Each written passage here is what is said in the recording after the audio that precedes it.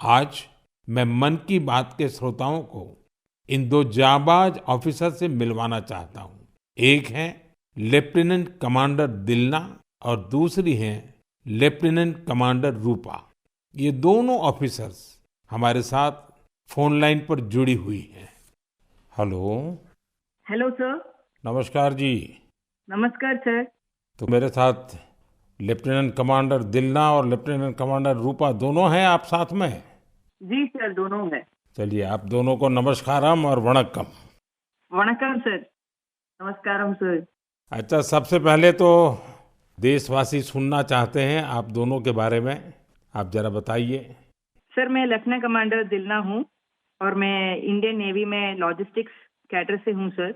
मैं नेवी में 2014 में कमीशन हुई थी सर, और मैं केरला में कोझिकोड से हूँ। सर, मेरा फादर आर्मी में थे और मेरा मदर हाउसवाइफ है। मेरा हस्बैंड भी इंडियन नेवी में ऑफिसर है सर, और मेरा सिस्टर एनसीसी में नौकरी करती है। जय हिंद सर। मैं लेफ्टिनेंट कमांडर रूपा हूँ और मैं navy 2017 naval armament inspection cadre में ज्वाइन किया है। और मेरे फादर तमिलनाडु से है और मेरे मदर पौंडीचेरी से है। मेरे फादर एयरफोर्स में थे सर। एक्चुअली डिफेंस ज्वाइन करने के लिए मुझे उनसे ही प्रेरणा मिली, और मेरी मदर होम मेकर थी।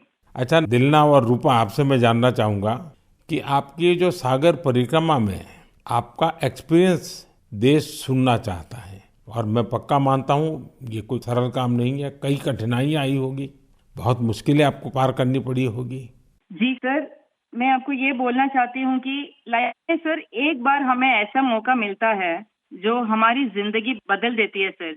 और ये सर्कम नेविगेशन वो हमारे लिए ऐसी एक अपॉर्चुनिटी थी जो इंडियन नेवी और इंडियन गवर्नमेंट ने हमें दिया है। और इस एक्सपेडिशन में हम लगभग 47,500 किलोमीटर सेल किया सर। हमने 2 अक्टूबर 2024 को निकला गोवा से, और 29 मई 2025 को वापस आया। और इस एक्सपेडिशन हमें कंप्लीट करने के लिए 238 डेज लगे सर। और 238 डेज हम सिर्फ दोनों थे सर इस बोट पे। हम्म।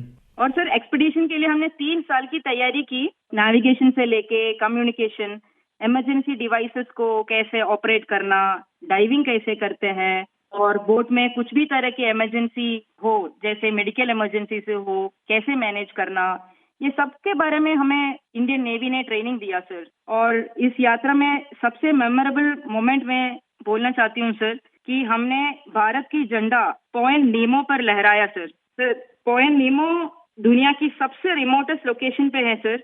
वहाँ से सबसे पास कोई इंसान है तो वो इंटरनेशनल स्पेस स्टेशन में है।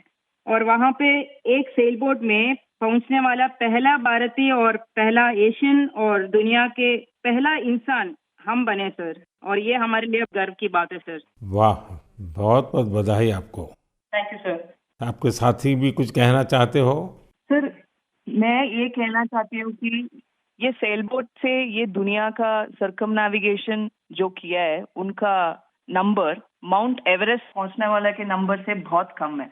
और एक्चुअली जो सेल बोट से अकेले जो सर्कम नेविगेशन करते हैं, उनके नंबर जो स्पेस में गए हैं, उनके नंबर से भी बहुत कम है। अच्छा, इतनी कॉम्प्लेक्स जर्नी के लिए बहुत टीम वर्क की जरूरत होती है, और वहाँ तो टीम में आप दो ही ऑफिसर्स थे। आप लोगों ने कैसे मैनेज किया इसको? जी सर, ऐसे यात्रा के लिए हम दोनों को एक साथ मेहनत करना पड़ता था। और जैसे लेफ्टिनेंट कमांडर दिलना ने बोला, ये अचीव करने के लिए सिर्फ दोनों था बोट पे। और हम बोट रिपेयरर थी, इंजन मैकेनिक थी, sail maker, medical assistant, cook, cleaner, diver, navigator, और सब कुछ एक साथ बनना पड़ता था।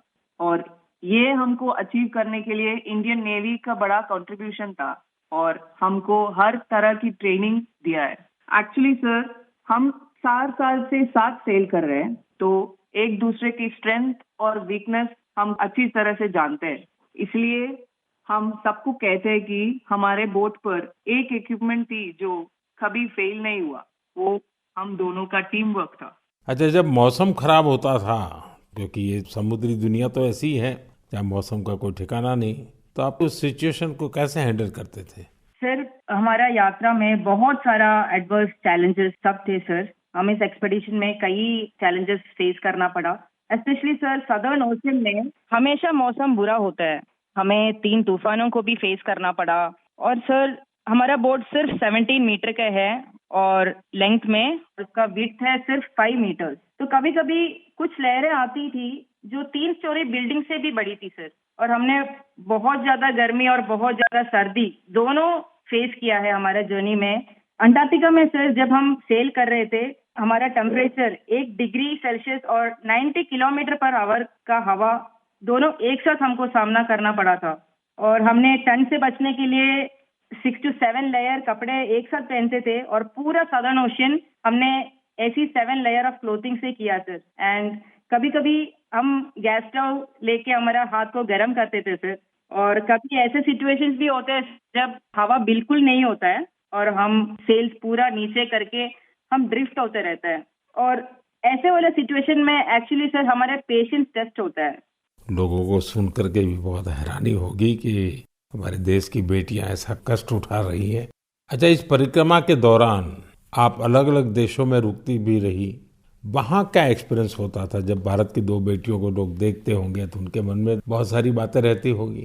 जी सर, हमको बहुत अच्छा एक्सपीरियंस मिला सर। हमने 8 महीनों में 4 जगह पे रुकी थी sir. Australia, New Zealand, port Stanley और साउथ अफ्रीका सर। हर जगह पे एवरेज कितना समय रुकना होता था? सर हमने 14 डेज स्टे किया सर, एक जगह पे। एक जगह पे 14 डेज? Correct sir. और सर हमने दुनिया के हर कोने में भारतीय को देखे सर। वो भी बहुत एक्टिव और बहुत कॉन्फिडेंस के साथ भारत का नाम रोशन कर रहे हैं। और हमको ऐसे लगा कि हमारा जो सक्सेस है सर, वो अपना भी सक्सेस समझते थे। एंड हर जगह पे हमें अलग अलग एक्सपीरियंस मिला। जैसे ऑस्ट्रेलिया में वेस्टर्न ऑस्ट्रेलियन पार्लियामेंट के स्पीकर ने हमें बुलाया, वो हमें बहुत मोटिवेट किया सर। और हमेशा ये ऐसे सब चीज होता है सर, हमें बहुत गर्व होता था। और जब न्यूजीलैंड में गए तब माओरी लोगों ने हमें स्वागत किया और हमारा भारतीय कल्चर के लिए बहुत रेस्पेक्ट दिखाया सर। एंड एक इम्पोर्टेंट चीज है सर, पोर्ट स्टैनली एक रिमोट आइलैंड है सर, वो साउथ अमेरिका के पास है। वहाँ पे टोटल पॉपुलेशन सिर्फ 3500 है सर। लेकिन वहाँ हमने एक मिनी इंडिया देखा। एंड वहाँ पे 45 इंडियंस थे। उन्होंने हमें अपना समझा और हमें घर जैसा महसूस कराया सर। अच्छा, देश की उन बेटियों के लिए आप दोनों क्या मैसेज देना चाहेगी जो आपकी तरह ही कुछ अलग करना चाहती हैं? सर मैं लेफ्टिनेंट कमांडर रूपा बोल रही हूँ अभी। मैं आपके माध्यम से मैं सबको ये कहना चाहती हूँ कि अगर कोई भी अपने दिल लगा के मेहनत किया तो इस दुनिया में कुछ भी इम्पॉसिबल नहीं है। आप कहाँ से हो, कहाँ पैदा हुआ है, वो कुछ मैटर नहीं करता। सर ये हम दोनों का इच्छा है कि भारत की युवा और महिलाएं बड़े बड़े सपना देखें और फ्यूचर में और गर्ल्स और विमेन डिफेंस में, स्पोर्ट्स में, एडवेंचर में शामिल होके देश का नाम रोशन करें। दिलना और रूपा, आपकी बातें सुनकर मुझे भी बहुत रोमांच अनुभव हो रहा है कि कितना बड़ा साहस आपने किया है। आप दोनों को मेरी तरफ से बहुत बहुत धन्यवाद। निश्चित तौर पर आपकी मेहनत, आपकी सफलता, आपकी अचीवमेंट देश के युवकों को, देश की युवतियों को बहुत प्रेरित करेगी।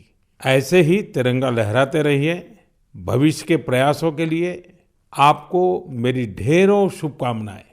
Thank you sir. बहुत बहुत धन्यवाद। वणक्कम, नमस्कारम। नमस्कार सर।